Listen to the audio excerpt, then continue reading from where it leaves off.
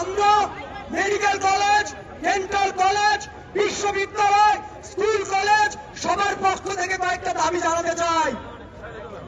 আজকের আমাদের প্রথম এবং আজকের দিনের জন্য একমাত্র দাবি যেটা ছিল সেটা হলো আজকের দিনের মধ্যে, আমি আবারও বলছি, আজকের দিনের মধ্যে গতকাল প্রকাশিত মেডিকেল ভর্তি পরীক্ষার ফলাফল বাতিল করতে হবে। শুধু বাতিল করলেই চলবে না, মুক্তিযোদ্ধা কোটা নামক এই প্রহসনকে বাতিল করে ফলাফল পুনঃপ্রকাশ করতে হবে। আমাদের আরো কিছু দাবি রয়েছে এই মেডিকেল শিক্ষা ব্যবস্থা এবং এই মেডিকেল পরীক্ষা ব্যবস্থা নিয়ে।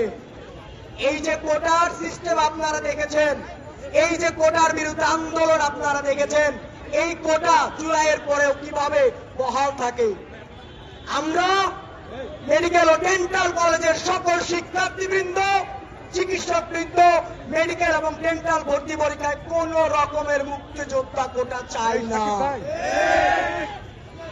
আমাদের এই মেডিকেল ভর্তি পরীক্ষা, ডেন্টাল ভর্তি পরীক্ষায় মুক্তিযোদ্ধা কোটা বাতিল করতে হবে এবং বিভিন্ন স্কুল কলেজ বিশ্ববিদ্যালয়ের সকল শিক্ষার্থীর মতে আমরা জেনেছি তারা কোনো বিশ্ববিদ্যালয় ভর্তি পরীক্ষায়ও কোন ধরনের কোটা চান না।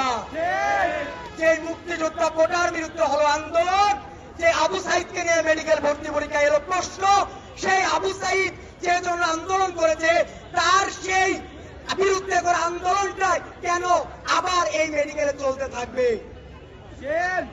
আমরা তাই চাই এই মুক্তিযোদ্ধা কোটা যেন আর বহাল না থাকে। আমরা যারা মেডিকেল ভর্তি পরীক্ষা দিয়েছি তারা মেডিকেল ভর্তি পরীক্ষা দেওয়ার পরে যখন বাসায় এসে ফলাফল মিলাই, ফলাফল দেওয়ার পর দেখি 2-3 মার্কের কোনো হদিস নাই। অনেকের ক্ষেত্রে 2-3 মার্ক কমে যায়, অনেকের ক্ষেত্রে গায়েবী উপায়ে 2-3 মার্ক বেড়ে যায়। এই 100 মার্কের পরীক্ষা আপনারা প্রশ্ন করেছেন, আপনাদের প্রশ্ন করতে সমস্যা নেই, উত্তর দিতে কি সমস্যা? আপনাদের এই পরীক্ষার মেডিকেল ভর্তি পরীক্ষা হোক, ডেন্টাল ভর্তি পরীক্ষা হোক, প্রত্যেকটা এমসিকিউ পরীক্ষার ফলাফল প্রকাশ করতে হবে। এই যে মেডিকেল ভর্তি পরীক্ষার সিস্টেম, আপনি যদি উন্নত দেশের সাথে আধুনিক চিকিৎসা ব্যবস্থা আপনারা যেটাকে বলেন যেসব দেশে আছে তাদের সাথে তুলনা করে দেখবেন, এরকম ধ্বজভঙ্গ ভর্তি পরীক্ষা কোনো দেশে হয় না। এই যে মেডিকেল ভর্তি পরীক্ষার প্রশ্ন, এই প্রশ্ন চলে আসে অনুশীলন থেকে কপি।